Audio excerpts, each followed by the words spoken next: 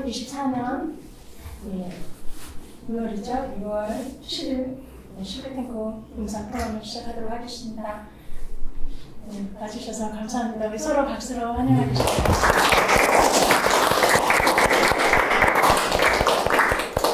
바로 강의 들어가도록 하겠는데요. 양력을 한번 보겠습니다.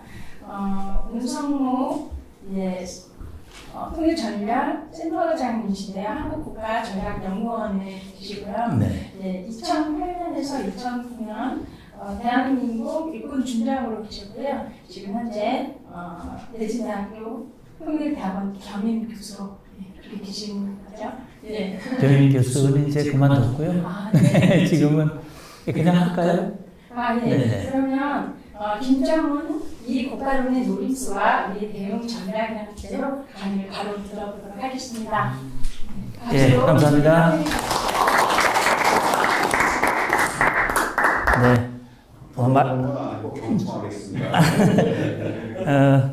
그냥 말로만 듣던 이 황교안 안보 캠프에 이렇게 초청해 주셔서 감사하고요. 또 우리 총리님이라고 불러야 됩니까? 대표님이라고 불러요. 총리님, 제가 현재에 있을 때부터 멀리서 존경했고 이렇게 또 가까이서 뵐 수 있게 돼서 정말 영광이고요. 또 통일대박의 저자이신 고명하신 저 그 책을 감명 깊게 읽었었는데 너무나 참 감사하고요.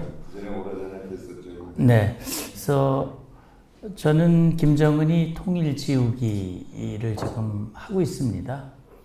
이국가론이라는 본인이 이국가론이라는 말을 쓴 건 아닙니다.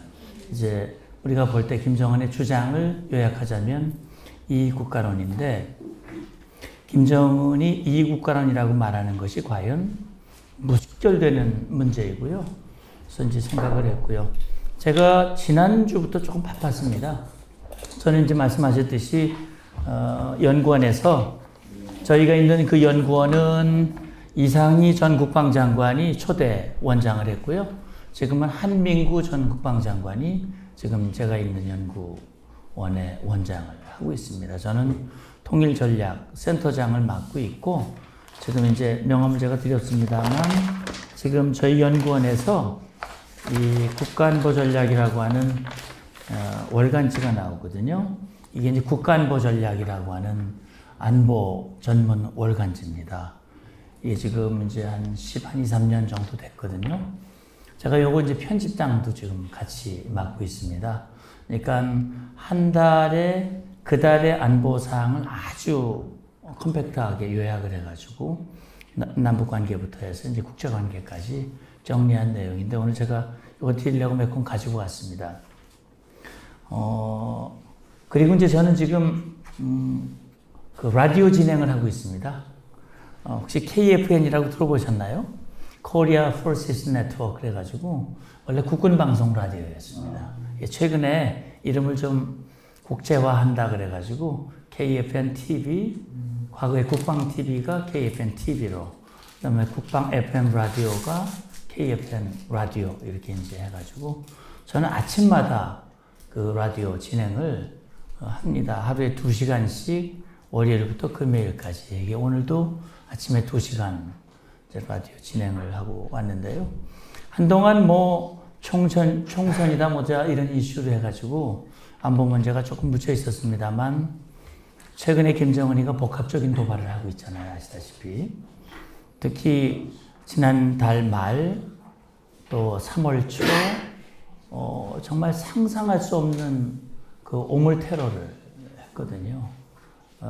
그 풍선을 날려보내는 그런 도발을 했는데 이건 정말 어제 대통령도 그런 얘기를 했습니다만 아주 저질의 그런 도발을 한 겁니다. 이것도 사실은 김정은의 이국거론과 무관치 않습니다. 그래서 이 의미를 좀 생각해 봤으면 좋겠다고 했고요. 저는 이제 현역에 있을 때 예편하기 전에는 국방부에서만 한 20년 정도 정책실에서 북한 업무를 했습니다. 북한 군사와 관련된 업무. 그래서 우리가 북한을 다룸에 있어서 사실 두 가지 접근이 필요하거든요. 하나는 북한의 위협으로부터 우리의 안보를 지키는 하나의 접근이 있다면, 또 하나의 접근은 북한을 변화시켜서 정말 충돌을 방지하고 지속 가능한 평화를 만들어서 어떤 통일의 기반을 만드는 그런 어떤 두 개의 접근이 있다면 저는 사실 후자 쪽에 일을 했습니다. 그래서 북한과 협상을 하고 그들을 변화시키고 우리가 원하는 방향으로 그렇게 평화 통일로 가져가자 하는 그런 목적을 가지고 이제 북한 군인들과 협상을 많이 했습니다. 제가 현직에 있을 때 군사회담을 한 50번 정도 회담을 했고요. 그래서 오늘 제가 이 본론을 말씀드리기 전에 사진을 몇 장 보여드리려고요. 여기 보시면 이 사진은 지금 JSA 아마 가보셨을 텐데 그 JSA 북쪽에 있는 통일각이라는 회담장입니다.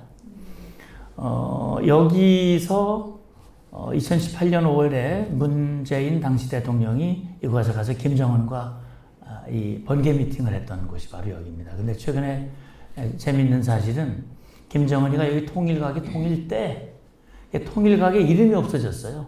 통일각인데 통일 떼버리라고 그랬으니까 이름이 뭘로 바뀌었는지 제가 궁금합니다. 지금 저와 악수하고 있는 북한 군인의 이름은 유영철이라는 사람입니다. 여기 보시면 이제 유영철 앞부분을 보시면 여기는 평화의 집이에요. 그 JSA 가면 군사분계 선상에 단층 건물들이 쭉 있습니다. 여기 하늘색 건물이 있고 은색 건물이 있는데 하늘색 건물은 유엔사가 관리하는 건물이고요. 거기에 이제 G2, T3 이런 회의장이 있고요. 은색 건물은 북한군이 관리하는 건물입니다. 그리고 그 뒤쪽으로 큰 건물이 두 개가 있습니다. 우리 쪽에는 자유의 집, 평화의 집이 있고요. 반대편에 이 판문각, 통일각 이렇게 건물 4개가 있는데 지금 여기 보시는 이곳은 평화의 집입니다. 그래서 자유의 집은 통일부가 관리를 하고요. 이 평화의 집은 국정원이 관리를 합니다. 요즘 판문점 투어를 하면 자유의 집은 볼 수 있는데 평화의 집은 공개하지 않습니다. 여기 이제 비공개 장소로. 그래서 여기서 회담을 했고 2018년 4월 27일 김정은이가 넘어와가지고 여기서 문재인 전 대통령과 회담을 판문점 회담을 이곳에서 했고요. 여러분 아마 기억하시겠습니다만 김정은하고 문 대통령이 나란히 그 평화의 집 발코니에 서가지고 공동 기자회견을 했거든요. 그때 김정은이가 뭐라고 그랬냐면 이제 핵이 없는 한반도를 만들겠다. 또 전쟁이 없는 한반도를 만들겠다. 그런 약속을 했지만 그게 거짓말이 되는 건 금방 탄로가 나버렸으니까요. 그래 지금 이 유영철이하고 만나서 제가 했던 일은 2000년 6월 김대중 전 대통령이 평양에 가서 6.15 선언을 합의하고 끊어진 철도와 도로를 연결하자. 그런데 철도와 도로를 연결하려면 비무장지대를 열어야 되고 지뢰를 제거하고 도로와 철도를 연결해야 되니까 그건 군인들이 만나서 협상을 해야 된다. 그래가지고 이 회담이 열린 겁니다. 그래서 유영철과 제가 2002년부터 2005년까지 이제 그 집중적으로 논의하면서 여러분 아시다시피 1번 국도, 경의선 철도, 7번 국도, 동해선 철도 이렇게 연결이 됐죠. 개성공단이 가동되기 시작했고 그 다음에 금강산 육로 관광이 이루어졌습니다. 사실 그때만 해도 우리는 이렇게 해서 북한을 좀 변화시키고 북한에 대한 우리의 영향력을 좀 높이면 그러면 북한도 문을 좀 열고 달라지지 않겠나라는 일말의 기대감을 가지고 접근을 했지만 전혀 우리의 기대와는 다른 방향으로 전개가 됐었습니다. 이 사진은 장성급 군사회담입니다. 군사회담이 대령급, 장성급, 국방장관회담 세 가지가 있었거든요. 저는 이제 대령급 회담엔 수석 대표를 했고 장성급 회담에서는 차석 대표를 했고 그리고 이제 국방장관회담에서는 이제 대표, 대변인 이런 역할들을 했는데 지금 여기 보시면 이 가운데 이 인물이 누군지 아시겠죠? 그 이름만 대면 그 사람 아실 겁니다. 김영철입니다. 김영철. 북한에서 정찰 총국장을 했고 우리에게는 천안함 폭침의 주범으로 알려져 있는 인물이 바로 김영철입니다. 그리고 그 맞은편에 이제 이분이 합참의장을 지내셨던 정승조 장군입니다. 그 옆에 이제 제가 자석대표로 앉아서 회담을 했고요. 이 끝에 이 사람 혹시 아시겠습니까? 우리 간사님? 혹시 냉면 목구멍 발언이라고 기억나십니까? 냉면 목구멍 발언 하면 아마 기억하실 겁니다.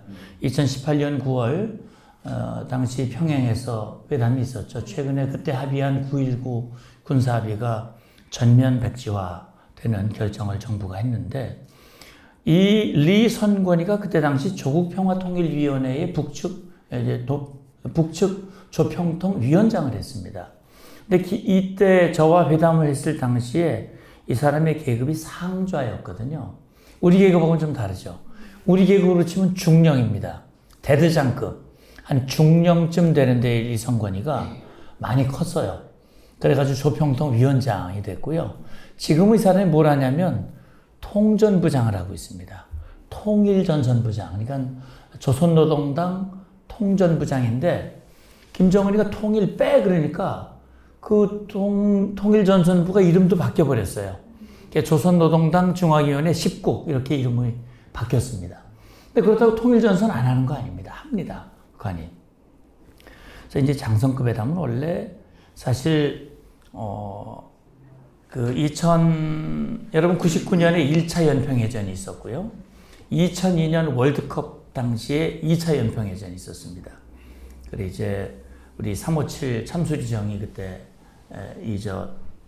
공격을 받고 침몰되는 안타까운 사고가 있었습니다만 이 연평해전 두 번째 연평해전이 이제 발생하면서 아마 여러분 그때 당시에 이제 가장 핵심적인 갈등 요인이 이제 NLL 북방한 개선 문제였었고요.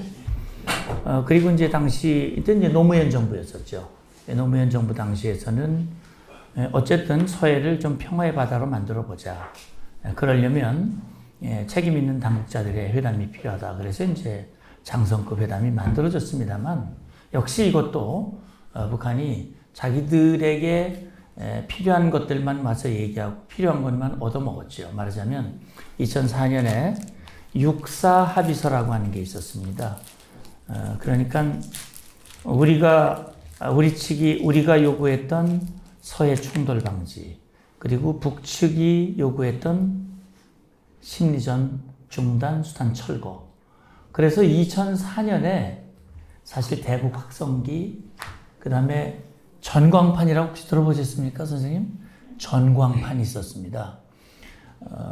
이 전방 DMZ 지역에 가면요, 저게 있습니다. OP라는 게 있거든요. OP. 말하자면 관측소죠. 전망대라고 부르기도 합니다. 그러니까 칠성전망대, 을지전망대, 이런 전망대는 가장 북한 땅에서 우리 쪽으로 바라봤을 때 가장 잘 보이는 지역이고, 우리도 또 북한 지역을 한눈에 볼 수 있는 그런 OP 11곳에 11군데에 전광판을 설치해 놨었어요. 그 전광판이 지금 우리 시내에 있는 이렇게 영상이 가는 그런 전광판이 아니고 글자가 새겨지는 전광판이었습니다. 그 전광판이 뭐냐? 거기에서 일기예보를 합니다. 일기예보. 그러면 전방 지역에 근무하는 북한 군인들, 그 다음에 접경 지역에 사는 북한 주민들이 그걸 보고 빨래를 할 것인가 말 것인가, 또 영론을 할 것인가 말 것인가, 이런 걸 판단하는 거예요. 그리고 아시다시피 북한 주민들은 외부 정보로부터 철저히 차단되어 있지 않습니까? 그러니까 그 전광판을 통해서 뉴스, 소식을 알려주는 겁니다. 예를 들어서 대한민국 월드컵 4강 진출. 그러면 북한 주민들이 그걸 어디서 듣습니까? 그걸 보고 아는 거죠. 북한 정권, 그때 김정일 정권입니다만 그걸 중단시키려고 정말 목을 맸습니다. 제발 중단해달라고. 이제 마음 좋은 노무현 정부에서 그거를 북한 요구를 받아 주었죠. 그래서 이제 중단이 된 바가 있습니다. 여기 보면 여기가 순안공항입니다. 제가 이제 평양에 2번 가봤습니다만 이게 2007년입니다. 여러분 그 노무현 전 대통령이 평양에 가서 김정일과 회담을 하고 공동선언을 그때 당시 14선언이라고 하는 것을 합의를 했고요. 그 14선언을 군사적으로 이행하기 위한 문제를 논의하기 위해서 평양에 그 당시 김장수 국방장관, 김장수 장관과 함께 아시아나 전세기를 타고 평양 순안공항에 내려서 가서 이제 회담을 했던 곳입니다. 이 사람이 이제 김영철이거든요. 아까 앉아있는 모습을 보셨습니다만 여기 별이 2개가 있죠. 우리 계급장하고 좀 다릅니다. 우리는요, 별 하나가 준장입니다. 전 이제 준장으로 변했습니다만 준장, 소장, 중장, 대장이잖아요. 북한은 준장이 없습니다. 별이 하나가 소장입니다. 소장, 중장, 상장, 대장 이렇게 됩니다. 그 위로 차수, 원수, 대원수 그 위로 또 계급이 그렇게 있습니다. 그러니까 김영철이가 이때 당시 투스타였는데 우리 계급으로는 소장이고 북한 계급으로는 중장입니다. 김영철 얘기만 짧게 드리면 이 김영철이는요 90년대 초에 남북 고위급 회담이라는 게 있었지 않습니까? 남북 총리가 8번을 만났습니다. 그때 탈냉전 분위기를 타고 당시 노무현 대통령이 북방 정책을 추진을 했고요. 구소련 러시아로 바뀌었습니다만 수교를 하고 중국과 수교하고 그 다음에 동구 공산권 국가들과 수교를 하고 그러면서 이제 남북 관계를 개선하면 당시 북방 정책이 일단 정리가 된다. 그런 생각을 가지고 고위급 회담을 8번을 했고요. 거기서 우리 남북 관계 역사상 아주 중요한 2가지 문건이 합의가 됩니다. 그때 하나가 남북 기본합의서, 또 다른 하나가 비핵화 공동선언입니다. 사실 이 2개가 제대로 지켜졌다면 아마 통일대박과 같은 이게 현실이 아마 될 수도 있었을 겁니다. 저도 그때 당시 국방부 실무자를 하면서 독일도 90년에 통일이 됐는데 우리도 통일이 불가능하지 않겠다라는 기대감이 그때 있었습니다.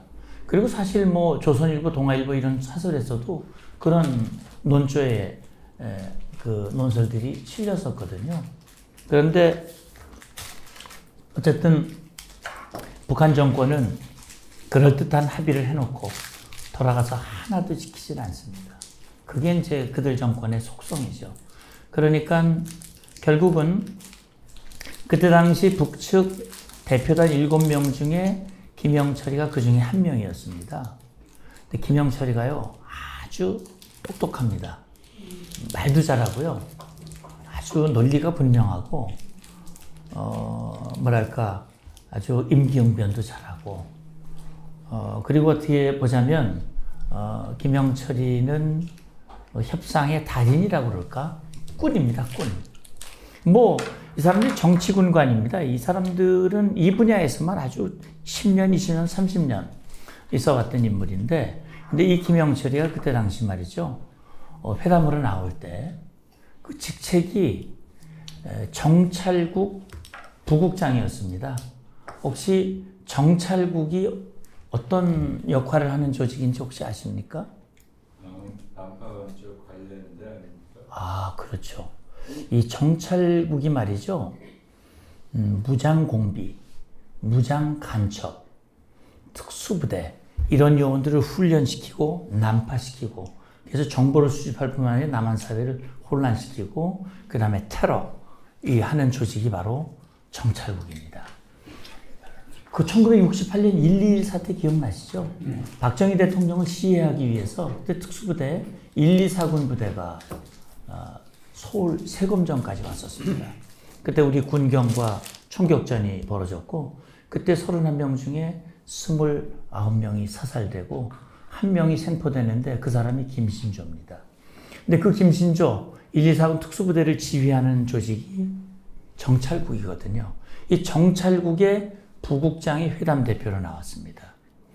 여기서 우리가 볼 수 있는 것은 북한은 대화와 도발을 같은 수단으로 인식한다. 그들의 대남 전략에 같은 수단으로 인식합니다. 그리고 대화하러 나오는 사람과 돌아가서 우리 뒤통수 치고 도발하는 사람이 같은 인물이다.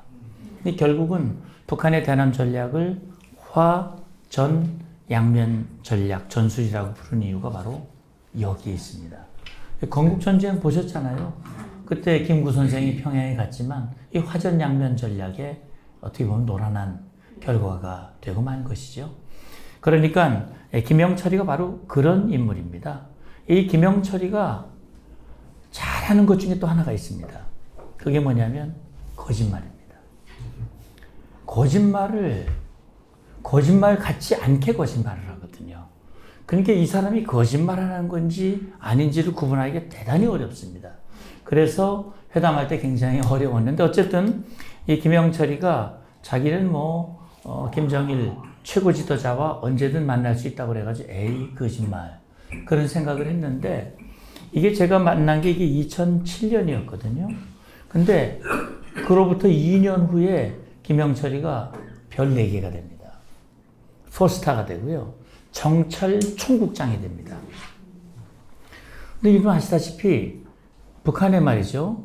2009년에 중요한 변곡점이 있었습니다. 2008년에 김정일이가 쓰러지고 2009년에 아들 김정은이가 후계자가 되죠. 그걸 저는 세자 책봉이라고 표현을 하거든요. 세자가 된 거죠. 2009년에. 근데 아버지 김정일이가 김정은이를 후계자로 이렇게 세워놓고 생각을 해보니 저 나이도 어리고 경험도 없고 저게 제대로 하겠나. 그러니까 이제 걱정이 되니까 아마 김정일이가 죽은 김정일이가 정찰 총국이라는 걸 만듭니다. 말하자면 대남 공작 조직들을 다 끌어모읍니다. 완전히 다 끌어모아가지고 정찰 총국으로 만들고 그 책임자에 김영철이를 임명합니다. 아마 제가 생각할 때는 김정일이 이 김영철이를 불러서 지시했을 것 같아요. 당신이 대남 문제, 특히 공작이나 이 북한 대남 도발은 당신 최고권이자니까 당신이 잘 우리 아들을 좀 보조하시오. 그래서 김영철이가 포스타가 되고 당 중앙군사위원회 위원이 됩니다. 여러분 북한이 일당 독재라는 건 아시죠? 당이 지배하는 체제지 않습니까? 당이 모든 결정을 합니다. 그 당의 제일 정점에 김정은이가 있거든요. 그리고 북한 군은요, 당의 군대입니다. 당 중앙군사위원회가 군의 명령을 하고 지휘하고 통제합니다. 그 당 중앙군사위원회 위원장이 김정은입니다. 그러니까 그 당 중앙군사위원회 이 김영철이가 위원이 됐다고 하는 건 대단한 출세죠. 그러니까 김영철이가 어깨에 힘주고 뽀길만 하긴 했어요. 그러니까 김영철이가 사실 2018년 판문점 회담할 때 김정은이 옆에 딱 붙어가지고 내려왔지 않습니까?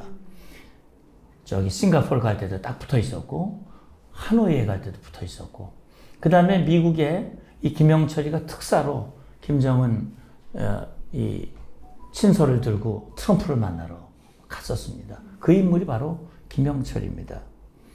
여기는 이제 평양에 송전각이라고 하는 초대소인데요. 이곳에서 이제 국방장관 회담이 열리는 장면입니다. 김장수 장관이 있고 북한의 김일철 인민무력부장이 있고 이분이 이제 정성조 장군이고 저는 끝에 이때 당시 제가 장군으로 승진돼가지고 평양에 가서 회담한 장면입니다. 제가 이제 앞서 저를 소개할 겸 해가지고 이제 말씀을 드렸습니다만 이제 좀 시간이 제한되어 있기 때문에 아주 핵심적인 것만 말씀을 드리겠습니다. 김정은이가 작년 연말에 조선노동당 중앙위원회 전원회의를 열고 그 자리에서 이런 얘기를 했죠. 남북관계는 더 이상 동족관계가 아니다. 동질의 관계도 아니다. 이제는 교전국 관계다. 그런 얘기를 했습니다. 과거에 북한이 입만 열면 우리는 같은 민족이다. 우리 민족끼리 민족공조 그렇게 외쳐왔지 않습니까? 근데 갑자기 동질의 관계도 아니고 동족 관계도 아니다. 이제 교전국이고 남남이다. 그러면서 대한민국은 주적이다. 제1의 그런 얘기를 하면서 가능한 모든 수단을 동원해서 저 한국 것들이라고 그럽니다. 지금 부를 때는. 과거에는 남조선 이런 얘기를 했는데 남조선 괴뢰도당 이런 표현을 쓴 지금은 한국 것들, 대한민국 것들 이렇게 표현합니다. 이들을 이 초토화하고 영토를 평정하겠다라고 협박을 하고 있습니다. 그리고 앞서 NLL 말씀드렸습니다만 NLL은 북방 한계선이잖아요. 서해에 있는 북방 한계선. 이것은 불법의 유령선이다. 그래서 자기들이 인정하는 해상 국경선을 침범하면 무력 도발을 간주하겠다 이렇게 협박을 했습니다. 그러면서 말씀드린 대로 북한은 통일 지우기를 하고 있습니다. 이를테면 통일이라는 용어도 없애고요. 아버지 김일성, 김정일이가 합의한 통일과 관련된 합의들을 다 지워나가고 있습니다. 그리고 대남 관련 기구들을 다 해체합니다. 아까 말씀드린 조국평화통일위원회도 해체하고 과거에 남북교류협력을 했던 조직들도 다 없애버리고 그리고 지금 아까 말씀드린 철도와 도로 연결했는데 그 최근에 보도 보면 동해선 철도 있습니다. 저 제진, 강원도 고성에 있는 제진역에서부터 금강산 청년역까지 연결되어 있는 그 철도인데 동해선 철도죠. 저도 2007년에 금강산역에 가서 북한 열차를 타고 제진역까지 그때 시범운행할 때 그 열차를 타고 내려온 경험이 있습니다. 근데 그 철로를 뜯고 있답니다, 지금. 뜯고 있고 도로는 못 쓰게 막 지뢰를 매설하고 있고요. 이렇게 지금 흔적을 지우고 있고 연초에 NLL 이북 지역의 서해 포격을 한 200발을 했습니다. 예, 그래가지고 연평도, 백령도 주민들이 막 대피를 하고 선박 통제를 하고 그랬었거든요. 그러면서 이제 김정은이가 직접 핵방아쇠, 핵반격 가상종합훈련 이런 것들을 직접 지휘하면서 핵 위협을 고도화하고 있습니다. 그러면 김정은이가 왜 그럴까? 저는 두 가지로 생각을 합니다. 자기 내부적인 그 필요와 우리 대남 필요 두 가지가 같이 있습니다. 하나는요, 내부적으로는요, 김정은이가 지금 가장 고민하는 게 뭘까? 김정은이가 고민하는 거는 북한 주민들입니다. 북한 주민들이 지금 경제적으로 어렵게 살고 있는데 거기에 더 문제는 남한에서 불어오는 그 소위 말하는 한류, 사상 이런 것들 탈북민들 지금 거의 3만 7천 명 넘어왔는데 이분들이 대체로 보면 남한 드라마 보고 넘어온 분들이 많더라고요. 그러니까 북한이 김정은이가 최근에 3대 악법을 제정했잖아요. 반동사상문화배격법, 청년문화교양법, 그 다음에 평양호 보호법 이런 걸 제정을 해가지고 얼마 전에 보면 중학생이 우리 오징어 게임 그걸 보다가 들켜가지고 말이죠. 15년형인가 받았고요. 그거 수입해가지고 배포했던 사람은 아예 처형되고 그 다음에 탄광으로 정치범 수용소로 끌려가고 그랬습니다. 그러니까 지금 평양에서 말이죠. 북한 젊은이들도 우리 젊은이와 다를 게 뭐 있습니까? 그들도 한류 좋아하죠. 우리 드라마 좋아하죠. 그러니까 그거 차단하는 것이 이제 북한의 목표입니다. 그러니까 결국 그런 법을 제정을 하고 차단해도 안 되니까 이제는 저 남한 것들은 이제 적이야. 저건 완전히 없애버려야 할, 박멸해버려야 할 대상이지 그걸 보고 듣고 그거 하지 마. 그게 이제 그래서 대남 적대감을 주입해가지고 김정은에게 충성을 유도하기 위한 그런 의도라고 볼 수 있습니다. 그리고 말이죠. 지금 저는요, 1945년 분단 이후 지금 거의 80년이 다 돼가고 있습니다만 분단 이후 지금까지 북한의 대남 적화 전략은 한 번도 변화된 적이 없는데요. 이걸 이제 노골화시키는 겁니다. 그래서 이제 김정은이 핵도 가졌고 미사일도 가졌고 북한이 핵탄두를 대략 한 8, 90개 가지고 있다 이렇게 추정을 하고 있는데요. 그리고 거기에 미사일에 탑재를 해가지고 우리를 공격할 수 있으니 미국만 떼내버리면 할만하다라고 하는 것이 북한의 판단입니다.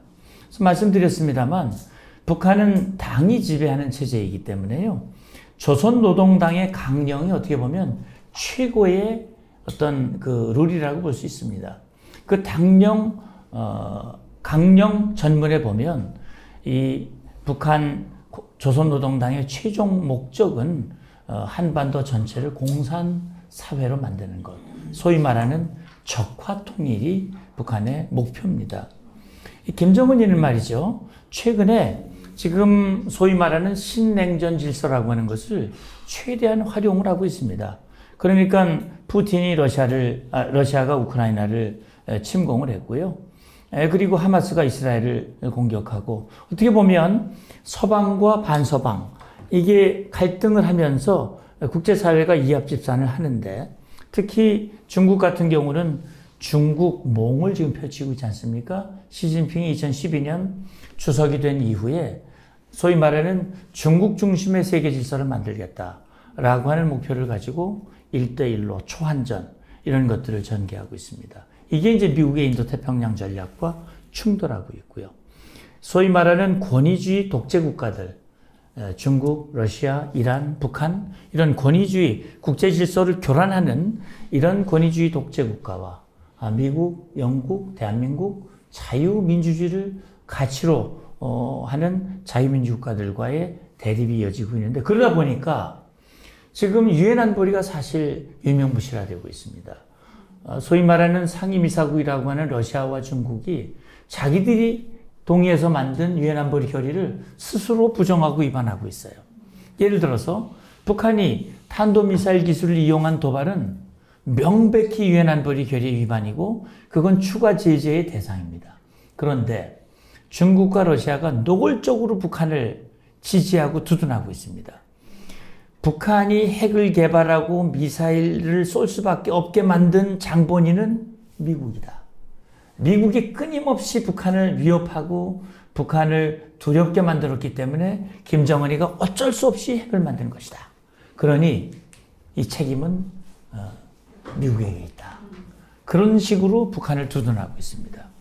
김정은이가 거기에 올라타가지고요, 지금 어깨에 힘을 주고요, 목에 힘을 주고, 그리고 지금 눈에 뵈는 게 없습니다. 아나무인식으로 그런 행동을 지금 하고 있습니다. 작년에 아시다시피 김정은이가 보스토치니 우주기지에 가서 푸틴을 만났지 않습니까? 푸틴도 급하죠. 우크라이나 전쟁. 김정은이한테 포탄 미사일 사들이고, 그리고 김정은이는 푸틴으로부터 위성 개발, 위성 기술, 각종 기술들, 장비들, 식량, 기름, 이런 거. 이거 다 불법입니다. 이 불법 행위를 하고 있는 겁니다. 김정은이가 핵무력을 고도화하고 있는데 핵무력을 고도화하는 이유가 뭘까요? 저는 그렇게 생각합니다. 김정은이가 나이가 젊잖아요. 카리스마도 없죠. 김정은이가 몇 년생인지 혹시 아세요? 김정은이 84년생입니다. 올해로 딱 40살입니다. 근데 그 후계자가 된 나이는 25살에 됐거든요. 그리고 권력을 잡은 게 이제 27살에 권력을 잡았는데, 그러면 27살짜리가 뭐 있습니까? 아니, 김정은이가 초장부터 핵 개발에 집중한 거예요. 그러니까 북한이 6번 핵실험을 했는데 그 중에 4번을 김정은이가 했습니다. 핵무력을 고도화하는 것은 김정은의 업적을 부각하고, 지금 김정은이가 내세울 건 핵무력밖에 없어요. 한 게 없으니까요. 경제가 됩니까? 뭐가 됩니까? 아무것도 없잖아요. 그러니까 자, 미국이 우리를 공격하고 지금 전쟁 분위기에서 우리 지도자는 이렇게 강한 나라를 만들어서 힘들어도 참아, 이렇게 하고 있는 거죠. 그리고 그 다음에 군사력의 우위를 유지하려고 하는 겁니다. 이게 대남 군사력의 우위를 유지하는 거죠. 이 사실은 70년대까지는 북한이 잘 살았잖아요. 재래식 무기 북한이 월등하게 우위에 있었습니다. 그런데 재래식 무기는 돈이 많이 들어갑니다. F-35 스텔스 전투기 우리가 지금 40대를 가지고 있는데 한 대가 얼마인지 혹시 아십니까? 1억 달러가 넘습니다. 스텔스 전투기 한 대가요. 그러면 어마어마한 돈이거든요, 그 돈이요. 근데 그렇게 북한이 그렇게 할 수가 없습니다. 그러니 가성비가 좋은 무기를 개발하는 겁니다. 돈이 적게 들어가면서 위력이 큰 대량 살상 무기, 핵, 화학, 생물, 이런 무기에 집중을 하는 겁니다. 그렇게 해서 우리는 비핵화 정책을 추진하는, 우리 핵이 없으니까 대남 군사력의 우위를 유지해서 미국만 떨어내면 할만하다라는 생각을 가지고 있는 겁니다. 그래서 끊임없이 이 동맹고리를 단절하려고 그러는데 김정은이가 그 하노이 노딜, 하노이에서 트럼프하고 담판을 지어가지고 영변 일부를 떼주고 제재를 모두 해제받으려고 꼼수를 부렸는데 이게 이제 좌절이 됐죠. 그래가지고 결국은 안 됐습니다. 김정은이가 2년 전에 핵무력 정책을 법제화시켰는데 다른 건 그렇고요. 가장 우리가 주목할 조항은 6항입니다. 그러니까 김정은이가 임의로 판단해서 대남 선제 핵공격을 할 수 있도록 만든 겁니다. 이러이러한 조건이 되면 김정은이가 핵을 쓸 수 있게 이게 아예 법제도로 만든 겁니다. 그리고요, 작년에 군사정찰위성이라는 걸 쐈잖아요. 작년에 김정은이가 정찰위성을 3번을 쐈는데 2번 실패하고 3번째 겨우 궤도에 올려놨습니다. 그런데 그 정찰위성이라는 게 여기 그 1차 때 떨어진 소위 말하는 만리경 1호를 수거해가지고 한미정보당국이 다 분석을 했거든요. 이거는 완전히 정찰위성이 말만 위성이지 민간 상업위성만도 못하다라고 한미가 알고 있습니다. 그러니까 뭐 김정은이가 뭐 우리 청와대 뭐 괌 앤더슨 공군기지, 펜타곤 주요 기지를 다 속속들이 들여다보고 있다고 선전은 하는데 한 번도 영상을 공개한 적이 없거든요. 이건 공개할 만한 그 게재가 안 되거나 아니면 한 번도 찍은 적이 없거나 둘 중에 하나일 가능성이 높습니다. 아시다시피 김정은이가 이런 집념을 가지고 결국 2번 실패하고 푸틴 만나고 나서 3번째 궤도에 올렸습니다. 이번에도 5월 달에 지난 5월 말 하순에 28일이죠. 우리 한일중 정상회의 한 그날 밤 중국 대표가 중국으로 돌아간 그 밤에 인공위성을 또 쐈죠. 정찰위성을 쐈는데 2분 만에 폭발했습니다. 2분 만에. 실패한 거죠. 그러니까 사실 김정은이가 이렇게 하는 것은 9.19 군사합의의 명백한 위반입니다. 그렇기 때문에 작년에 우리가 1조 3항을 정지하는 조치를 취했는데 저것들이 뭐 마치 9.19의 언제 지들이 신경이나 쓰고 뭐 지켰는 것 같이 지금부터는 구애받지 않겠다. 이게 거짓말은 너무 잘해요. 북한 정권은 기본적으로 거짓말로 출범을 했고 거짓말로 지탱하고 있고 저는 거짓말 때문에 망할 거라고 보고 있습니다. 좀 망할 날이 그렇게 멀지 않습니다. 선생님 말씀대로 통일 대박의 날이 이제 저는 머지 않았다고 저는 봅니다. 자, 그래서 우리는 이런 대응 조치를 하고 있고요. 어제였죠. 어제 제가 현충원에 가서 저희 동료들 또 이런 분들 이제 추모를 하고 왔습니다만 지금 대통령도 그런 얘기를 했죠. 평화는 힘으로 지키는 것이다. 우리 역사를 보면 우리 힘이 약했을 때 늘 침략을 받았거든요. 힘이 약했을 때 국권을 상실했고 김일성이가 남침한 것도 우리가 힘이 없기 때문에 남침을 한 거고 이후에 지금까지 저놈들이 남침하지 못하는 이유는 재침하지 못하는 이유는 한미의 강력한 억제와 응징력이 있기 때문에 못하는 겁니다. 제가 지난주 많이 바빴다고 말씀드렸는데 오물풍선 날리니까 그럼 제가 바쁩니다. A방송, B방송에서 막 부르기 때문에. 그래서 지난주에 아주 TV에 여러 번 나가서 이제 제가 해설을 했습니다만, 보십시오. 우리 NSC 상임위 회의가 열리고, 거기에서 그렇게 얘기했어요. 북한의 이런 오물 테러에 대해서 북한 정권이 감내하기 힘든 조치들을 추진하겠다라고 딱 발표하니까 5시간 만에 꼬리를 딱 내리고 오물풍선 날리는 거 중단하겠다 하고 발표했습니다. 어제요, 우리 민간단체가 20만 장을 뿌렸습니다.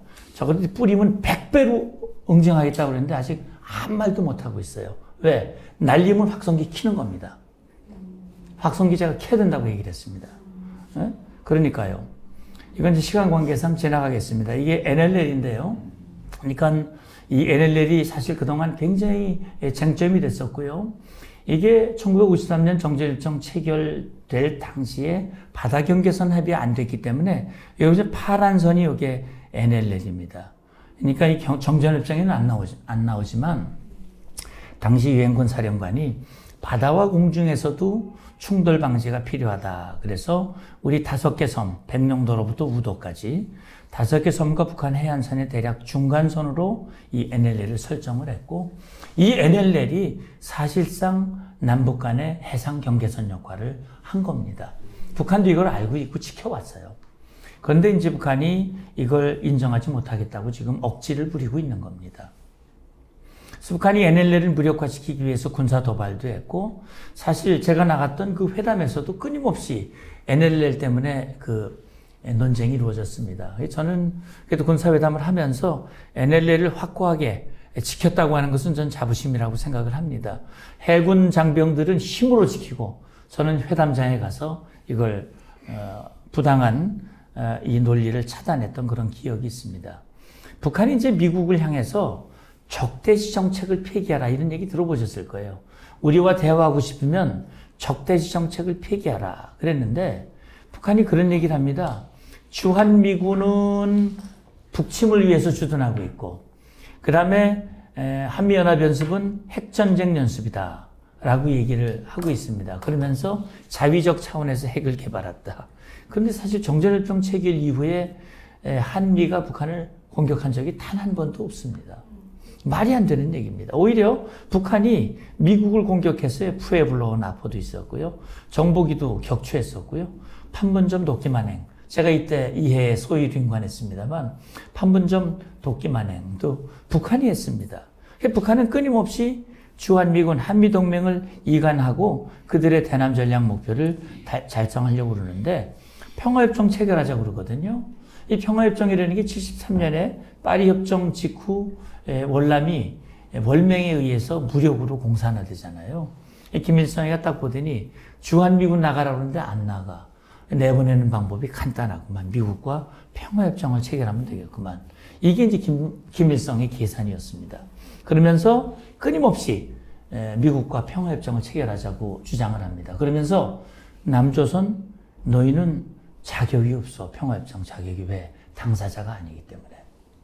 우리 여기 멤버 우리 안보포럼 대표 여러분들 생각 어떠십니까? 우리 정전협정 당사자입니까? 아닙니까? 아닙니까? 아니죠, 아닙니까? 네. 왜 아니죠?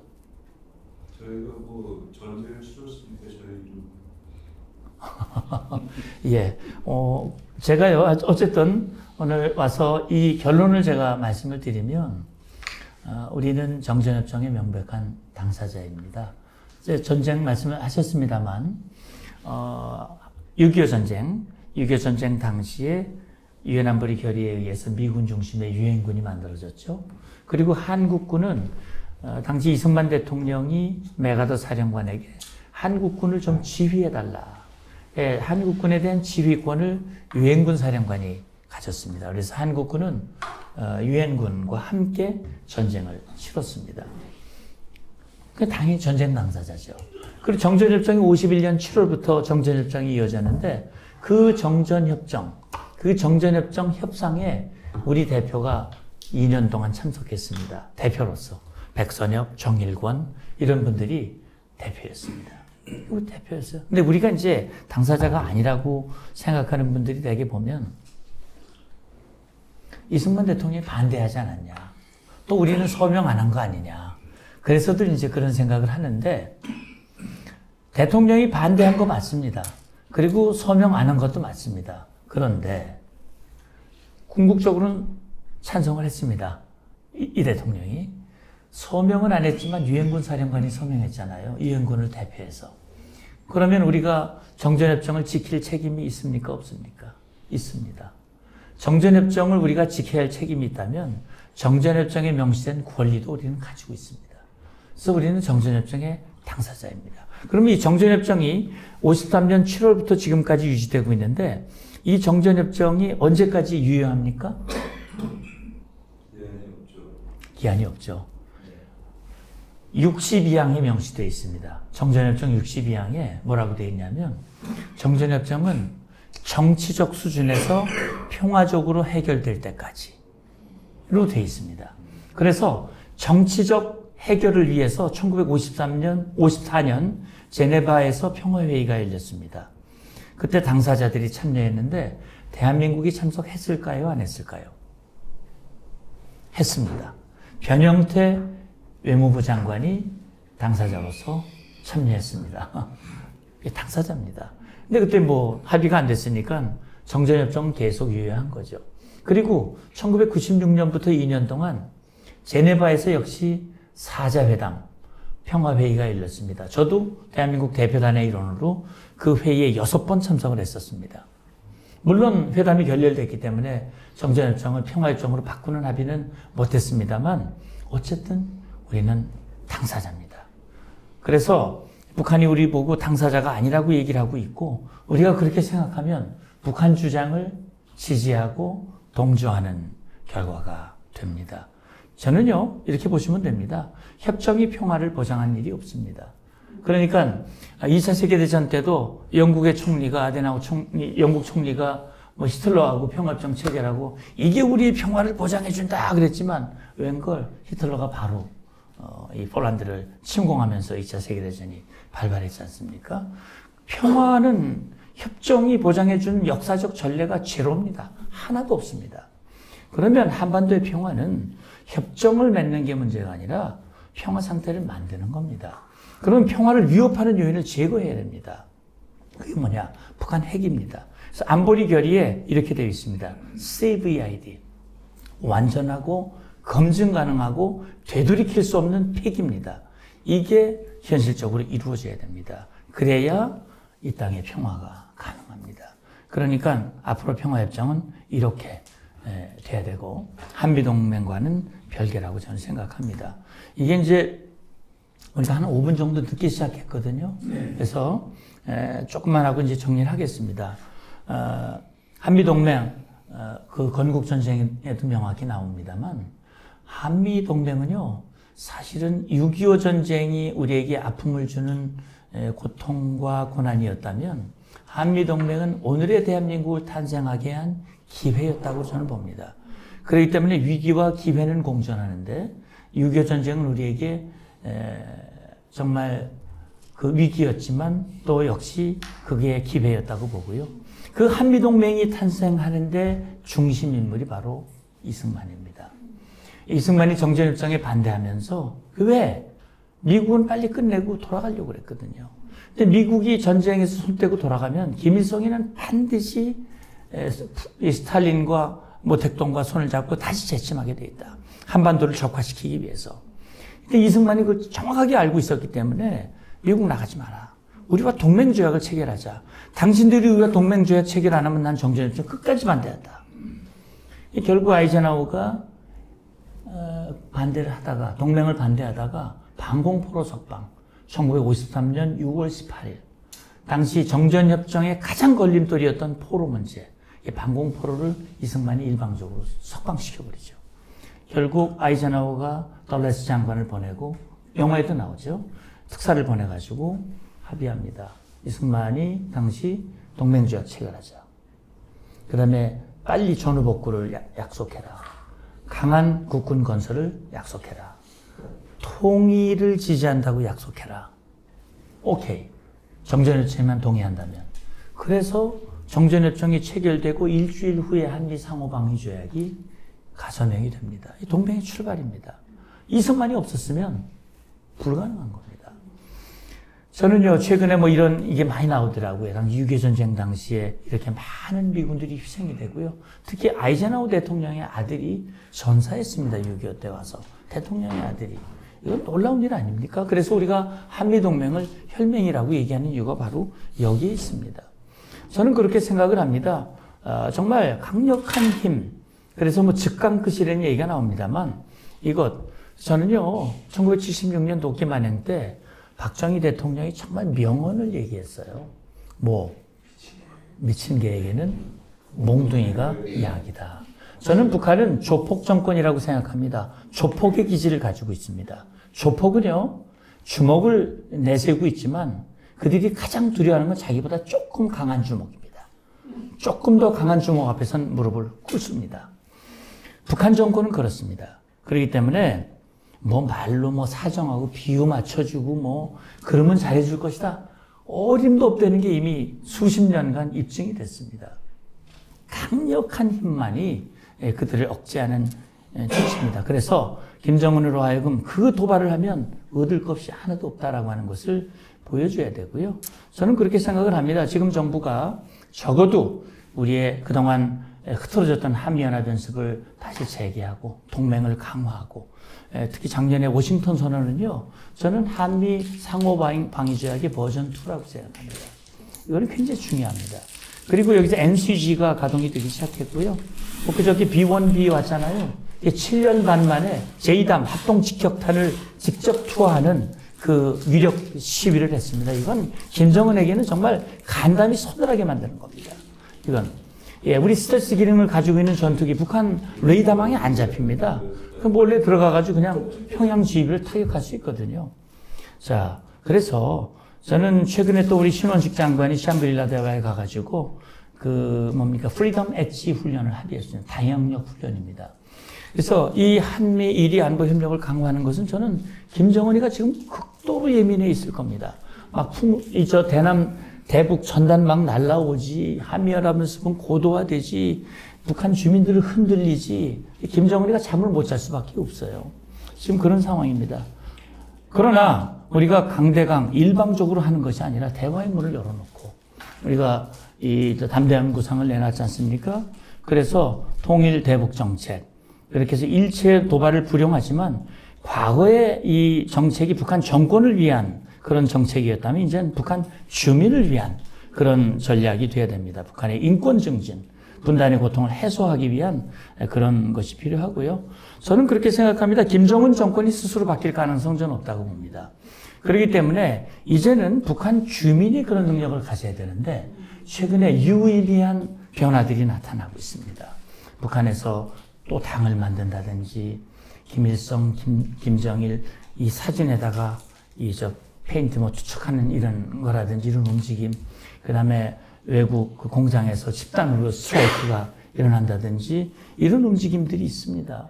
북한 주민들이 눈과 귀를 뜨게 만드는 일.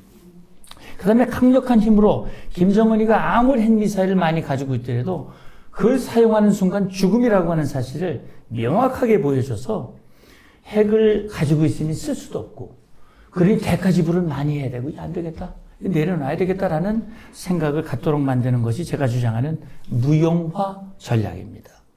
그렇게 해서 이제 우리가 미국과 확장 억제를 하고 있습니다만 지금 트럼프는 또 나서가지고 주한미군 철수하겠다, 방위비 분담금 올려라 이런 주장을 하고 있는데 사실 동맹도 영원하지는 않습니다. 그렇기 때문에 우리의 힘을 기르는 그런 노력이 무엇보다 중요하고요. 그래서 저는 플랜 B도 필요하다고 봅니다. 한미동맹이 영원하지 않으니까 혹시 만약에 금년 11월에 미국 대선에서 상황 변화가 이루어지고 지금 합의한 것들이 이행이 안 된다면 저는 이것도 우리는 함께 은밀하게 준비할 필요가 있다고 봅니다. 저는 자유통일, 대한민국 중심의 통일이야말로 최고의 안보라고 생각합니다. 그래서 대통령이 지난번에 기미독립 정신의 기본이 자유고 그 바탕에는 인권이 있다. 인권이 남한에서만 지금 보장이 되고 있는데 MDL 이북에 우리 동포들에게도 인권이 허락되고 보장되는 상황이 그게 바로 기미독립 3.1운동의 완성이다. 이런 언급을 했는데 저는 적극적으로 공감합니다. 그래서 결국 어떤 통일이 다 괜찮다. 아닙니다. 우리가 제대로 대처를 못하면 김정은에 의한 통일이 될 수도 있습니다. 그런 통일은 결코 있어서는 안 되겠죠. 그렇기 때문에 그러려면 첫째는 안보, 그 다음에는 통일입니다. 안보와 통일은 사실 별개가 아니죠. 이제 북한 주민들에게 정보 보내기 전 그래서 박상학 씨가 좀 드러내놓고 저렇게 하는 게 불안감을 주긴 하지만 전 방송에 가서 저는 그걸 우리 국민들이 마음으로부터 송원해야 된다고 저는 얘기를 하고 있습니다. 그래서 북한 주민들의 눈과 귀를 뜨게 하고 자유민주주의, 통일을 북한 주민이 스스로 선택하도록 만드는 그것이 무엇보다 중요하다고 생각합니다. 자유민주주의에 기초한 평화통일은 전 반드시 저는 온다고 봅니다. 감사합니다.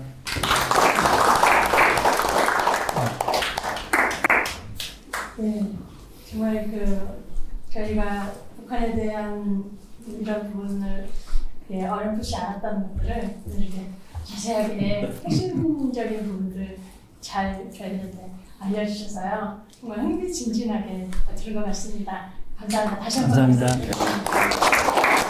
혹시 뭐 질문 같은 게 있으신지 모르겠어요. 질문이 있으신지 모르겠네요. 예, 질문 혹시 있으시면 네, 선생님. 네. 네. 제가 하고 있을 텐데 한 말씀만 여쭤보겠습니다. 지금 여야가 저 이재명 씨가 범죄자지만 어쨌든 그 사람이 말 한마디 하는 것 때문에 25만 원을 언제 주냐고 국민들도 많거든요. 그래서 저는 제안을 드리고 싶은데 우리 문화가 너무 광범위하게 북한 주민들한테 가서 딱 펼쳐졌다고 생각하면 누굴 잡아서 누굴 죽이겠어요. 이게 내가 그걸 갖고 있다고 해서 못할 것 같거든요. 그래서 25만 원씩 우리 국민 주려던 걸 갖고 우리 USB에 다 담아서 한 몇십억 개가 나갈 것 같아요. 북한으로. 그죠? 동의하는 표정들 처음 아니지? 아니 지금 그 김종도 대령이라고 어렵죠? 동기죠? 네? 김종도. 아, 김종도. 그 형하고 내 친구요. 아, 그러십니까? 네네네네. 어떻게 김종도하고. 네네. 지금 우리가 이제 같이 뭔가 오늘 해서 정장군, 물망초에 가 있는 정장군 있죠? 38기. 네. 그 친구 이제 오늘에서 갔다 왔는데 영화 다큐를 보고 왔어요. 네네. 그래서 그 감독한 친구, 한 50대 친구가 하는 얘기가 군함이고 다 좋지만 누가 건네준 USB 같은 거를 수십만 개를 풍사에 담아서 쏴버리면 북한이 저절로 녹아내릴 것이다. 이제 그런 얘기를 했거든. 네네. 그래서 우리가 원론적인 얘기는 다들 좋은데 우리가 진상 파악은 잘 없어요. 이건 파악은. 검사기계가 들어와서 병 진단은 다 했는데 다들 전문가예요. 그런데 중요한 거는 이제 처방전 이후의 상황을 어떻게 할 것이냐가 중요한데 지금은 다 처방전 얘기를 많이 하고 있어요. 그래서 내 얘기는 뭐냐면 앞으로 어떻게 그런 여태까지 상황 다 갖다 치고 앞으로 어떻게 할 것인가 중요하다 이런 생각을 합니다. 그래서 중요한 거는 진단은 5분만 하고 앞으로 어떻게 할 것인가 1시간 해야 되는데 결론이 없어요. 향후 전망이라고 어디 세미나에 많이 가는데도 가보면 전망이 없어. 그냥 한두 줄이야. 그래서 지금 좋은 말씀 많이 들었는데 이제 실무적인 어떻게 할 것인가 이런 거를 좀 얘기했으면 좋겠다는 게 이제 우리 얘기예요. 네. 너무 권위를 있죠. 청와대입니다. 용산에 아시는 분들이 계시면요. 그것도 괜찮은 방법인 것 같습니다. USB를 묵직하게로 그냥 수백억 개가 나가서 북한 상공에서 걔네들이 이걸 터뜨려야 될 거 아니겠습니까? 못 도달하게. 그럼 막 여기 어딘가를 막 다 줄 수 있다면 누굴 죽이겠어요, 그 사람들이. 그 일반화되고 북한에서 그걸 보는 게. 그 다음에 누가 이렇게 다칠지 뻔한 거를. 네. 그 토마토 의미가 더더욱 정치될 것 같아요. 예. 25원이 아마 예, 그게 이제 모르겠습니다. 현실적으로 이 정책이라고 하는 것은 이제 실행 가능성 이런 것들을 이제 검토해서 하는데 어쨌든 지금 1달러짜리 지난번에 박상학 씨는 2,000장을 보냈다 그러더라고요. 2,000달러죠. 2,000달러. 근데 그 1달러짜리가 북한 주민들에게는 엄청나게 큰 돈입니다. 그 1달러가요. 그래서 북한 정권이 그걸 수거하지 못하도록 철저하게 감시하고 통제하지만 북한 주민들은 제가 들은 얘기로는 그걸 찾기 위해서들 많이 애쓴답니다. 그러니까 그게 달러도 있죠. 쌀도 있고 라면도 있고 USB도 들어가 있고 그러기 때문에 김정은 정권은 그게 오물이고 쓰레기로 느껴질지 모르지만 그게 북한 주민들에게는 보물이거든요. 그래서 저는 선생님 말씀하신 대로 저는 당장이라도 우리 당국이 시행하는 그 풍선, 우리 국군 심리전단이 있습니다. 심리전단에는요, 아주 고성능 기구와 그런 것들이 다 지금 준비되어 있습니다. 명령에 의해서 투하할 수 있는 그런 준비가 다 되어 있습니다. 2000년 이전에는 그걸 했었거든요. 군이 직접 나서서 심전을 했었는데, 지금 사실 그 소위 말하는 진보 정부들이 들어서 그걸 다 중단시키고 없애고 철거하고 그렇게 했었습니다. 근데 이제 저는 이번에도 북한이 오물풍선을 보내면서 우리가 당장 조치해야 된다라고 제가 계속 주장을 했고요. 결국 이제 9.19 군사합의를 효력 정지를 시킴으로써 이제 우리는 확성기 방송. 저는 북한이 만약에 또 다시 오물 보내면 우리 군도 기구를 다시 보내라 북으로. 우리는 훨씬 더 많은 내용을 보낼 수 있다.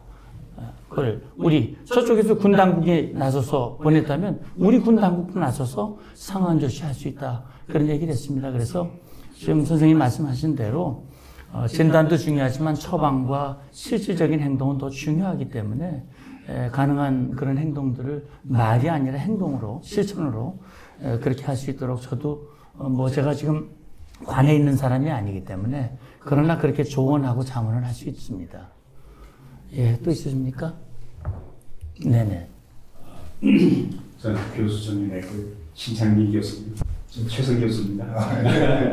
예, 저희 한국어 정보학회 이사님이시기도 하고, 네네네. 저희 한국어 정보학회는 94년도부터 북한 지식인들을 연변에서 만났습니다. 그리고 2018년도에도 8월 26일부터 31일까지 연변 몽도미 호텔에서 5박 6일간 회의를 했었습니다. 제가 다른 말을 드리는 게 아니고 진용욱 교수님 지금 제주도에 계십니다. 예. 제주의료원에 계십니다. 네. 그렇습니다. 하여튼 저희 학자들이 민간 차원에서 북한과 표준을 하기 위해서 이걸 꼭 이루어내야 됩니다. 왜냐하면 북한과 우리 한글은 틀립니다. 디지털 속에 들어가서 북한은 의외로 구글도 되고 유튜브도 됩니다. 평양과기대 유튜브로 공부합니다. 일부지만 그래서 인터넷을 어떻게 하는 줄 알았는데 한글에 가서 다 깨집니다. 말씀드린 대로 한글의 장어 순서도 틀리고요. 예, 김도봉이 그렇게 만들어놨습니다. 예, 북한의 초대 총리가 한글학자 김도봉 아닙니까? 하여튼 김도봉이가 그렇게 만들어 놓은 바람에 우리가 거기부터 출발을 해가지고 표준이 안 됩니다. 그래서 제가 작년에 장선기 한양살이 하는 장혁군이 여기 탈북에 와가지고 서울대 가족관에 지금 서울대 사이언스 대학원 다니고 있습니다. 부인이 김주연이라고 조선일보 기자 탈북 여성입니다. 네. 네. 말씀을 이제 듣고 이제 가가지고 만났는데 저 첫 마디가 자기는 인터넷을 마음대로 볼 수 있었답니다. 금성연구소 소속으로 청진센터에 근무했더라고요.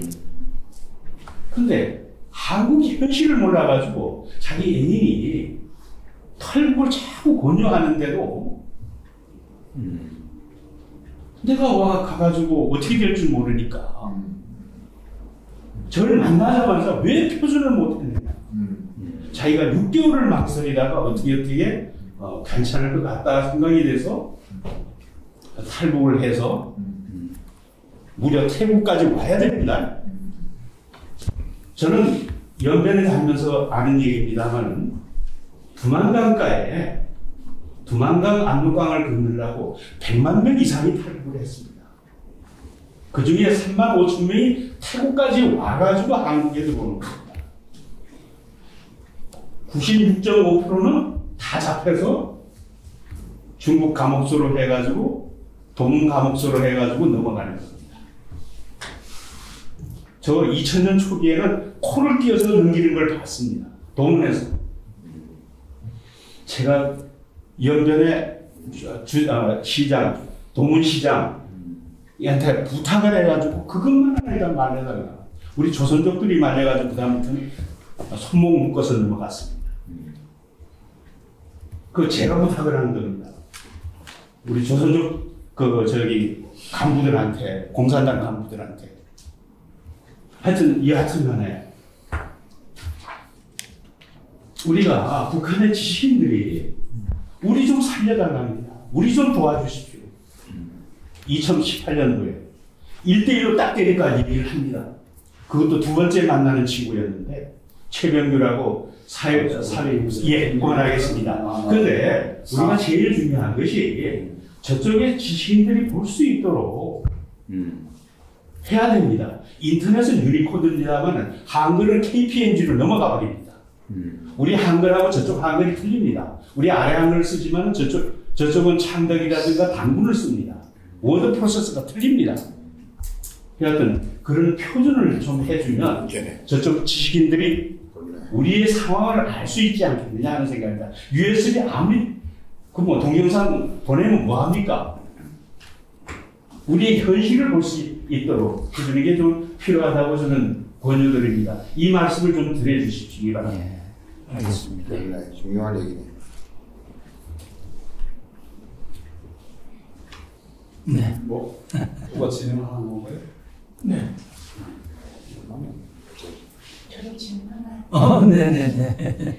아까 그 대북 전단 말씀도 하셨는데요. 네네. 저도 이렇게 인간에서 아까 박사나 그분 말씀하셨던 또 다른 분들이 대북 전단을 보내는 분을 알고 있어요. 그분이 이번에 그 대북 전단을 보내고 나서 바로 북한에서 그 공무원 행사를 내려보낸 것을 저는 알고 있거든요. 네네네. 네. 근데 그분에게 통일부에서도 연락이 왔대요. 제가 보내지 말라고. 그랬대요. 네. 네. 그래서 제가 이런 상황들을 보면서 사실은 북한의 그 눈치를 본다고 해야 되나요? 그 정부가 네. 그걸 우리는 굳이 들어야 될까요? 아니면 우리는 우리대로 그냥 정부에서나 북한에서 압박을 주고 정부에서도 하지 말라 이런 말이 들려와도 우리는 우리대로 그냥 보내는 것이 좋을까요? 아니면 정부의 그 말을 듣고 잠깐 멈추는 것이 좋을까요? 제 의견을 물으시는 겁니까? 저는 당연히 후자죠. 당연히 후자입니다. 그러니까 지금 어디서 들으셨는지 모르지만 정부가 공식적으로 얘기한 것은 민간단체의 대북전단 살포를 금지할 법적 근거가 없다. 이건 뭐 헌재에서 이미 판결을 했거든요. 이전 정부에서 그거를 악법을 만들었지 않습니까? 그 악법이 이 헌법에 위배된다는 걸 헌재가 이미 결정을 했고, 그래서 그 단체들이 북에 풍선을 보내는 것이 위법이 아니라는 건 이미 드러났고, 그게 헌법의 표현의 자유에 해당되는 것이고요. 그걸 떠나서 그 단체 분들이 북에서 오신 분들이지 않습니까? 북에서 탈북하신 분들이 주축이 되고 있거든요. 네. 아닌 분들도 뭐 도와주는 분이 계신지 모르겠습니다만, 그래서 결국 그분들이 북에서 속아 살아왔잖아요. 그러니까 자기의 가족과 친지와 친구들, 북에 있는 동포들이 더 이상 속아 살지 않도록 그 진실을 알려주는 거거든요. 진실을. 그리고 때로는 이제 성경책도 들어가 있고. 그래서 저는요, 제가 회담할 때도요, 저놈들 북한 그 군인들이 그 전단을 이만큼 몇 박스씩 들고 와가지고 저한테 항의합니다. 이게 도대체 당신들 이게 뭐 하는 거냐? 합의 위반 아니냐? 그런데, 아니, 우리가 합의 위반한 게 뭐 있냐? 저 우리 군이 부른 거 아니다. 우리 국민들이 한 거다. 국민들이 한 건 헌법에 따라서 우리는 막을 방법이 없다. 그런 얘기를 했고, 지금 정부에서도 공식적으로 이걸 우리가 막을 수가 없다라고 얘기를 했고, 또 박상학 씨도 어제 20만 장 보내고 통일부나 경찰이 우리를 제지하지 않았다라고 얘기를 하고 있거든요. 그래서 저는요, 그 대신 이제 제가 방송에서 그런 얘기는 합니다. 이게 이제 그런 단체들도 보면 아주 동기가 순수한 분들도 있고, 오로지 북한 주민들을 위한 목적으로 하는 분도 있고, 어떤 분들은 뭔가 이 남한에서의 정치적 이익을 좀 염두에 두고 막 과시하면서 이렇게. 근데 그렇게 하면 부작용도 있거든요. 막 우리 주민들이 막 또 불안해하고 이런 게 있어서 하려면 그냥 조용히 남풍이 불 때 야간에 조용히 그냥 많이 선생님 말씀대로 그냥 보내기를 저는 지지하고 원하는 사람입니다. 네. 저는 질문이라기보다 네네.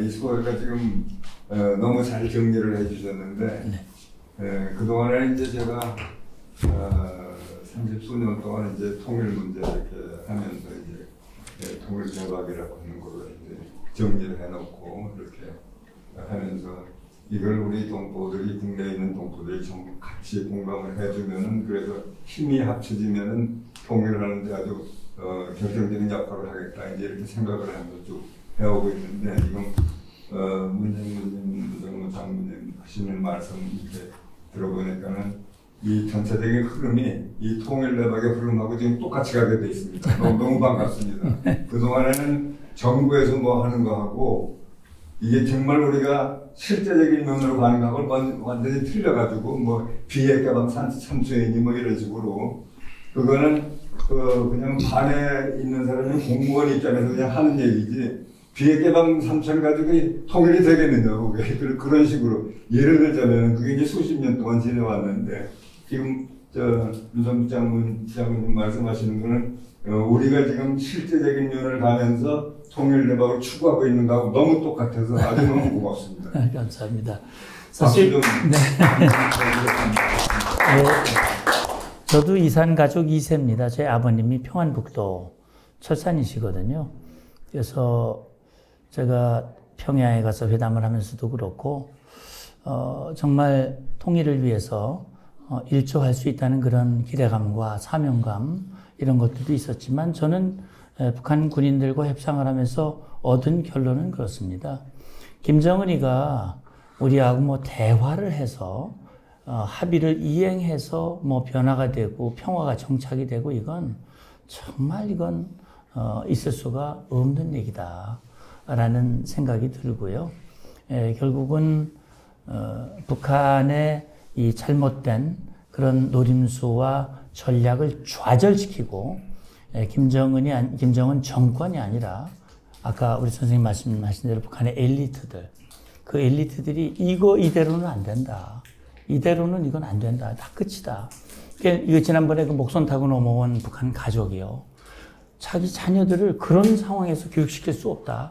그래서 내려왔다는 거 아닙니까? 자녀들의 미래를 위해서. 그래서 북한 주민들이 그런 판단을 할 수 있도록 만들어주는 일, 그게 저희가 해야 할 그런 일이라고 보고요. 그런 차원에서 보면 지금 정부가 북한 주민들의 인권을 강조하고 인권에 기초한 그런 접근을 하는 것은 전 방향을 잘 잡았다고 봅니다.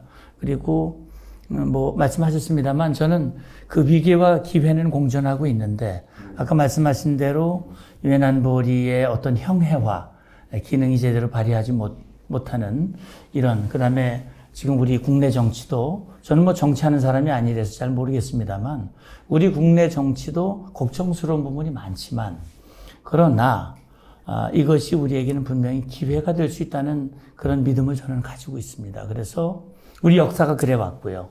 그렇기 때문에 작년 그 캠프 데이비드에서 이제 한미일 정상이 만나가지고 캠프 데이비드 선언, 합의, 정신, 약속 이런 것들을 이제 문서로 내놨는데 저는 거기에서 미국과 일본 정상이 대한민국이 주도하는 자유통일을 지지한다라고 문서에 명시를 했습니다. 굉장히 중요하다고 생각하거든요. 그래서 저는 이게 이제 기회의 출발이 될 수 있다고 보고요.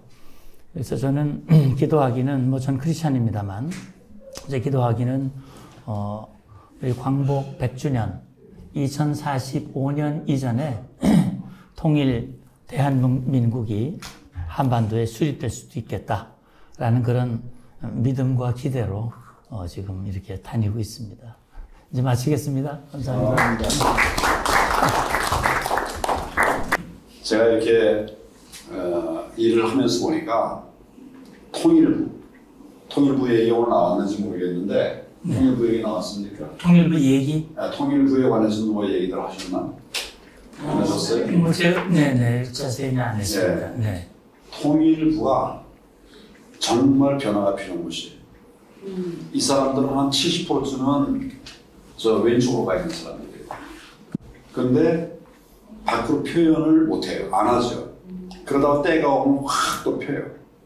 그래서 저는 사실은 뭐 예를 들면 이런 거예요. 내가 일 통해서도 느낀 건데 북한에 보내서는 안 되는 자료들을 우리 법무부에서 이제 다 보고 그리고 이거는 이제 보내면 안 된다. 의견을 냈어요. 과거에는 거의 뭐 90% 이상이 우리 의견을 존중했어요. 우리가 정치적인 의도가 전혀 없거든. 법률적으로 판단해서 하는 거니까. 뭐 그러나 이게 문재인 정부 들어와서는 우리가 얘기하는 거 거의 99%가 기각이 돼요.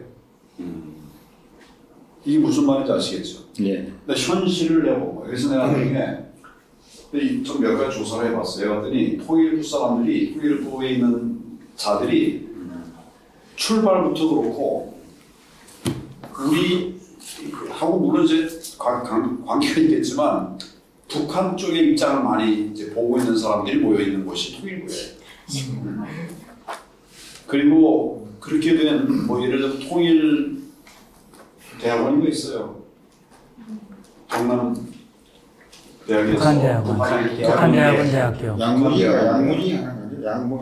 아니, 예, 뭐 하여튼 북한 대학원 재단이 하는 거죠. 재단이 하는 데가 양무진이가 지금 저 성장하고 있습니다. 지금 하고 있는데. 누가 됐든 간에 경남대학에서 하는 그 방금 말씀하신 그 이쪽에는 내가 볼 때는 하여튼 95%가 다 그냥 저 가치관이 편향되어 있는. 네, 맞습니다. 거기서 애들 배출되고 얘기되는 게 다 그러고 그 걔네도 통일부 들어가고 이런 거 지 원치 않더라도 그래야 돼.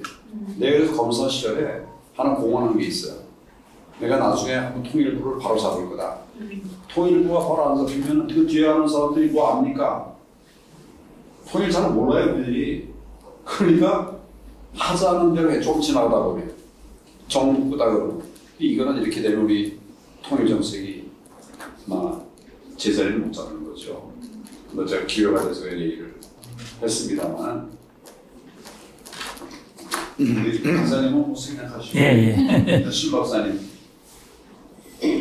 오늘 너무 반가웠던 거가 조금 전에 말씀드린 것처럼 그동안에 정부에서 나가는 거하고 우리가 실제적인 거로 나가는 거하고 전혀 달라가지고 그쪽에서는 그냥 정부 입장에서 하는 거고 그때 이제 체면 치료를 하는 거고 그런데 오늘 이제 그때 가서 결론이 결국은 북한의 주민들을 대상으로 해서 우리가 일을 하고 그걸 통해서 이제 통일을 만들어야 된다 하는 그 결론 그 부분이 그게 핵심이면서 결국은 그거로 통해서 된다라고 하는 생각을 하는데 근데 결국은 그 밑바탕에는 자유민주 시장경제 법치라고 하는 거 우리식으로 이 밑바닥을 깔아놓고 가면서 이제 통일이 돼야 정말로 이제 진정한 통일이 되는 거지 무슨 저쪽에 뭐 당사자가 있으니까 뭐 이렇게 어느 정도 서로 체면받아서 이거는 있을 수가 없는 게 김정은은 자기 권력밖에는 생각이 없는 사람이니까 근데 그전에는 그렇게 하면서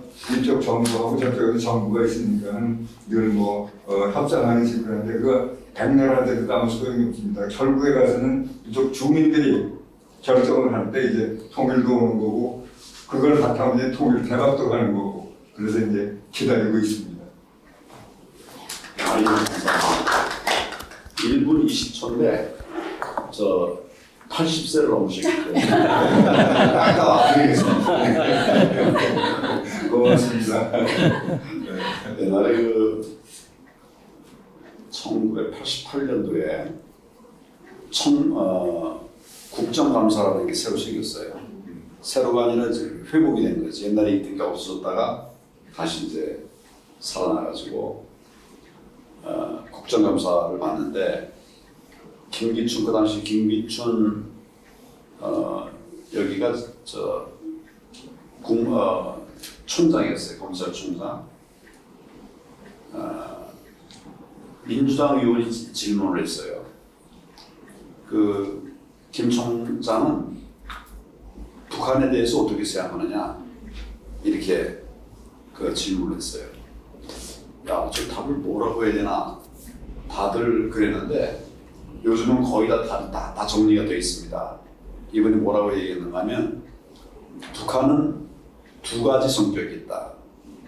북한 공산 집단은 반국가 단체다. 북한 주민은 대한민국 국민이다. 여기서부터 출발이 되는 거예요. 북한 공산당이 당원이 됐다. 이런 거 구성원이에요. 북한 공산 집단의 구성원이에요. 그런데 당원이 아닌데 거기서 났다는 것 때문에 당원도 아닌데 그냥 그 사람이 공산 집단의 구성원이 되는 건 아니에요. 법률적으로 명확한 거죠. 그러니까 국방공산 집단의 구성원이거나 적극적으로 협조를 하는 이런 사람들은 공산 집단의 구성원이고, 그렇지 않은 사람들은 뭐 함경도의 어떤 분이 거기 살았다고 해가지고 그 북한의 구성원이 아니거든요. 지역적으로 북한에 살지만 구성원은 아니에요. 이런 사람들에 대해서는 그래서 우리가 여러 가지 이제 우리 관계가 좋을 때는 응원, 지원도 많이 해야 되고 위대한다 해서 선을 분명히 걷던 그런 경험이 있습니다. 그게 전부 다 이걸 다 이제 전수를 다 하고 전달을 하고 있어요. 근데 북한에 대해서 그런 생각 두 가지가 먼저 필요합니다. 북한에 대해서 온정적으로 할 거냐, 뭐 인도주의적으로 할 거냐, 아니면 이제 적이라고 하는 개념으로 할 거냐인데 하나 어려운 게 아니에요. 그런 사람이 이제 다르니까 그 기준에 따라서 하면 되니까 우리 두 가지 정책을 해야 되죠. 북한이 오는 것보다는 힘들죠. 그렇지만 두 가지 정책을 만들어 나가야 되죠. 박근혜 정부 때 각 부처별로 통일 준비 작업을 했어요. 각 부처별로. 통일부는 통일부대로, 법무부는 법무부대로.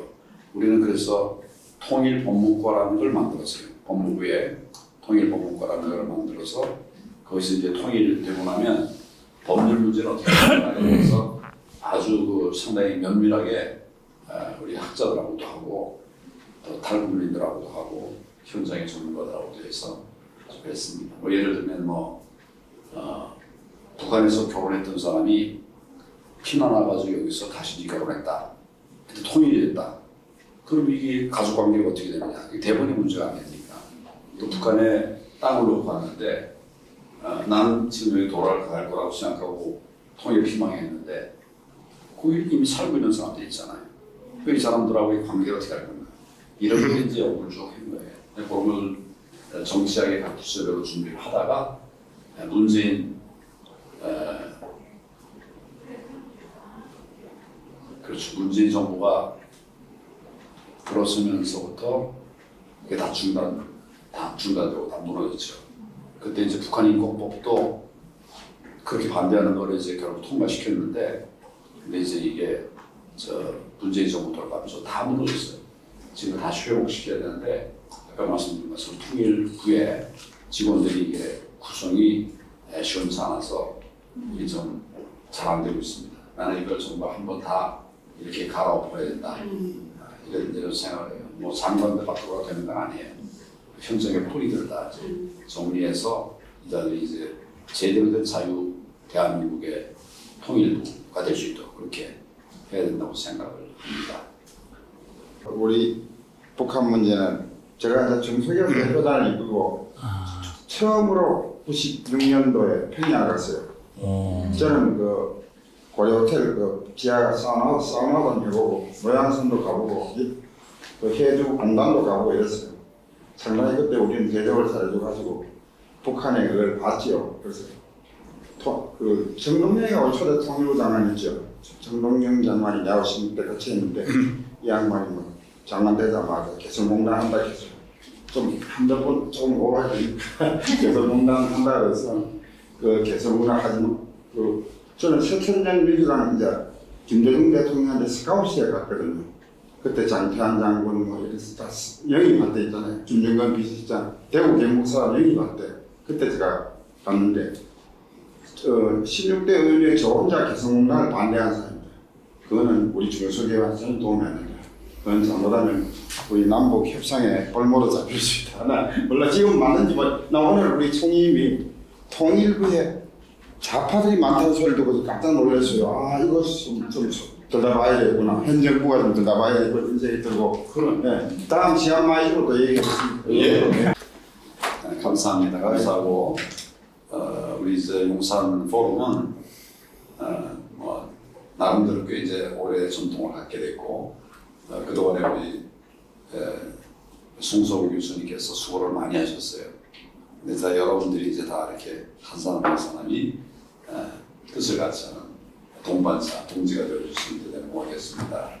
특별히 우리 강사, 특별히 우리 강사님 모시고 힘든 분을 모셔가지고 좋은 얘기 많이 들었습니다. 감사합니다. 감사합니다.